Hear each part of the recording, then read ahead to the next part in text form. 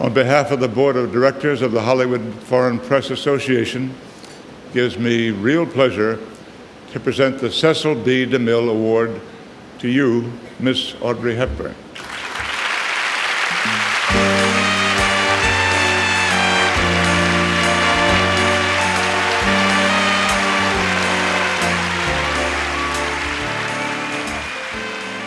When you go back to your childhood, what was it like to be the son of two such famous icons? I think famous icons is correct in one aspect, and at the same time, I think they were two very normal and wonderful human beings.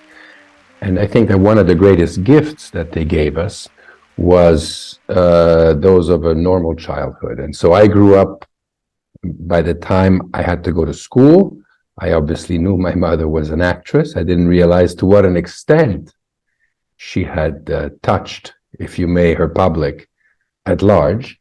But she gave up her career to become a full-time mom. And I think that's indeed a big gift. And so I grew up with a regular mom who came to pick me up at school and took me to buy socks and books and helped me with my homework and made scrambled eggs and cakes for my birthdays with my pals.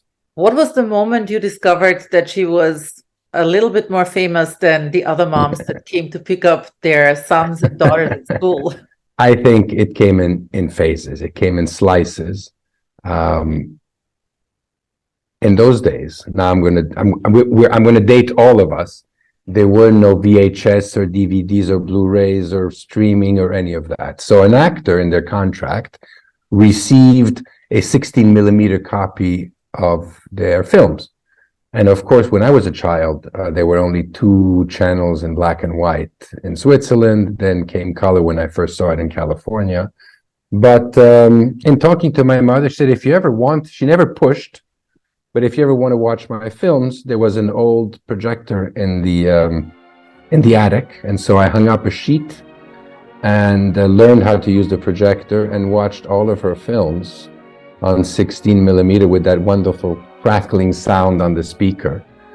And that's how I discovered and started to love her work. By myself in the middle of the night with the windows open, it's the summer, and an old sheet hung up and the films. What is your, if you have one, what is your favorite film of your mom's? I think they each, for her, certainly they each meant the beginning of a lifelong friendship, whether it was with Billy Wilder or Greg Peck or any of her co-stars that remained her friends over the years. And they each have an interesting value, like Funny Face is really an important moment for her because she wanted to be a dancer, and here she gets to dance, albeit with Fred Astaire, which was pretty scary for her. But, and Nun's Story is sort of a departure from her regular ingenue and sort of romantic comedies. Love in the Afternoon is definitely an homage to Lubitsch and Billy Wilder's love for Lubitsch. I think they're all kind of special in their own way. She didn't make that many films, about 17, and they're all pretty wonderful. The first film I saw was A Roman Holiday. I wanted to have that Vespa. I wanted to, go to Rome, and I did both things. And what about your father? What about the relationship with him and the times that they were married and that you got to enjoy the both of them together? They actually met.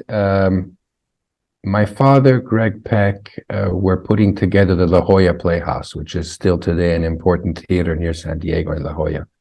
And when Greg came back from Rome, from doing Roman Holiday, he said, I've just done this film with this amazing ingenue, young, new, fresh face, and I think you should meet her. They were best friends. And so he had a cocktail or a dinner party at his house, and that's where they first met. And it was my father who convinced her to do the play. I'm always interested when I meet the children of very famous people, and there is a huge difference between the ones that grow up in Hollywood and the ones that grow up outside of Hollywood. And of course, you just described That's true. it. You had you had your mother, you knew her as a mother, not as a star, and you were removed from this. But you did go into the film business. So do you think there was a spark, an interest very early on that has something maybe to do with genes? Well, I mean, I know very few people who hate films. And of course, being in that world and growing up, and of course, going back to America for holidays and meeting all these people and ultimately ending up on one set or another with my father or my mother, you start to feel like it's your world. And the talk, the sons of scientists and doctors become scientists and doctors. So the soup, if you may, and you know this concept very well because Austria was the intellectual soup of the 19th century and the early 20th century. The soup for my family, as I always say, I come from a circus family, was that. So I understood storytelling and films, and I was able to fall in love with films from afar, not from being forced of being in the industry, but from watching it from afar and sort of dreaming about what the real potential is of having 2, 3, 4, 500 people in a dark room, looking in the same direction. And in the past, that's been utilized sometimes not to the best of ends, as we well know, but there's a tremendous potential there to do a lot of good if it's done properly. And what about her legacy, which isn't just film, but it is that she had a charity long before that was de rigueur for Hollywood people. She didn't have her own charity. She was hired. She had a cousin who was the consul to the Netherlands in Macau, and he'd invited her over the years and I do an event every year for UNICEF. Finally, she relented and went, and a very, very, very dear friend of mine, Peter Wong, took care of her through that whole weekend, Hong Kong and Macau and all of that. And he said, would you say a few words to introduce the concert? It was a charity event with a cocktail, and people paid a little something to get in, and the money went to UNICEF. And lo and behold, the man who's sort of the legend director of UNICEF, Jim Grant, who sort of converted the UNICEF that we heard about from after the war into the organization that it has become today, a modern and vibrant. And in the 5 years that they worked together, UNICEF went from 5 to 10,000 employees. So they really sort of doubled the income and really grew it. At the end of the concert, he said, "Oh, you did this so naturally. Why don't you consider doing it some more?" And she said, "I'd be thrilled. I've known the war. I was there. I've known what it's like to feel like a refugee, feel like someone who has survived, And there goes sort of the birth of this last leg, if you may, or second career, she liked to call it, of this legacy that you talked about, which is the legacy of the actress and the legacy of elegance, both inner and outer elegance, because it was more than fashion, it was style that she cultivated. She didn't sort of follow what the fashion of the moment was. If you look at her through the decades, she's pretty much looks the same. So as she used to say, she dressed more like a gentleman than a woman. She utilized fashion to accessorize, but didn't sort of fall prey to it, which is, I think, something that is much more common in Europe than it is outside of Europe.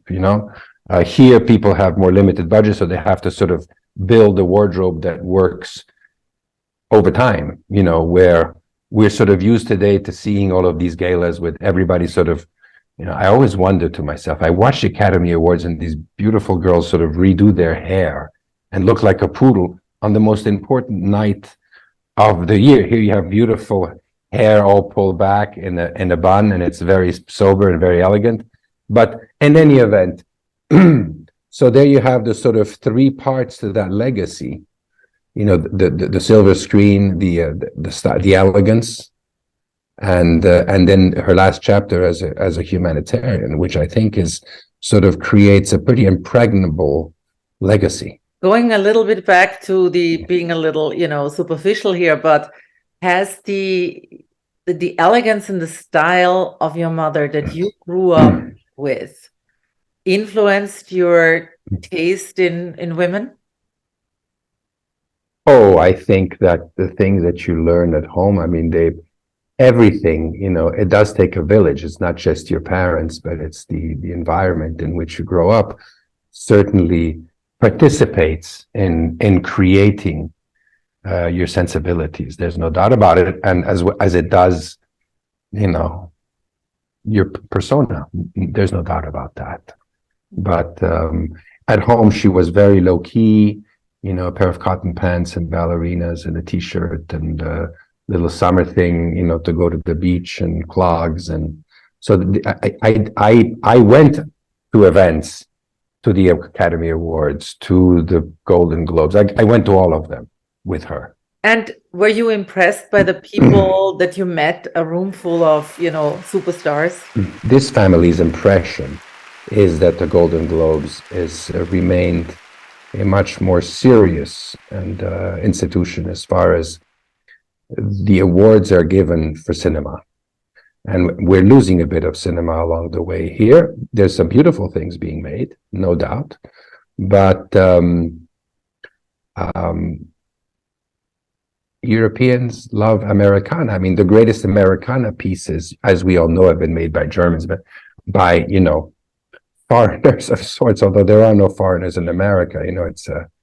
It's a culture of immigrants. But so we always felt something special. So you consider yourself a true European? I have an American passport by birth. I spent the first 10 years of my life in Switzerland. Then we lived in Rome. Then I went back to Switzerland. Then I traveled all over the world. I was a resident of California for 25 years, so I worked there in the industry.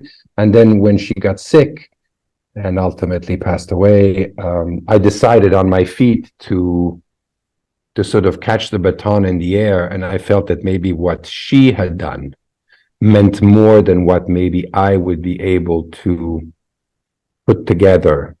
I sort of put my own desires in second position, because I felt that she, the world had been touched by her work, especially as an ambassador for UNICEF. And she had been taken so young, and it was sort of left everybody with an open mouth.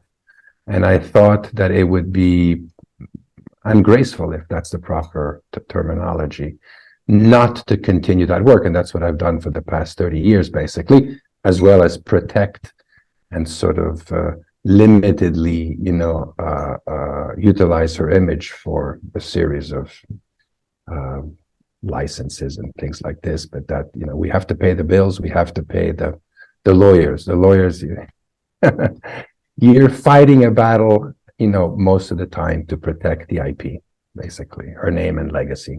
I think you did a wonderful job, and thank you so much for speaking with us. Well, it's my pleasure. I was talking to a friend, and he said something which has kind of become le plat du jour, if you may, or the thought of the moment. He said, "So tell me, what do you actually do to keep her legacy alive?" It's, all these kids. I mean, it's this new generation that have sort of, following her, and as I always say, they have this sort of kaleidoscopical view of who she was. They don't all know the story of Audrey Hepburn, but they know the lady with the glasses, the overcoat.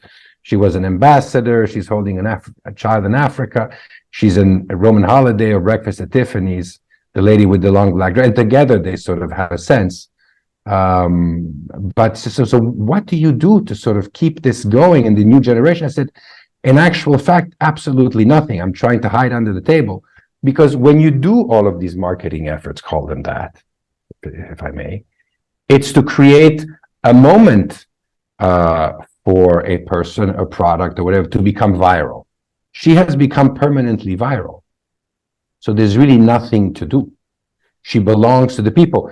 I always joke that if Diana was the people's princess, she may be the Cinderella of the people, because of the way her life went from, the ashes of the war and nothing to becoming, one of the top 3 most celebrated faces, certainly of the last century. To all of them and all of you, thank you with all my heart.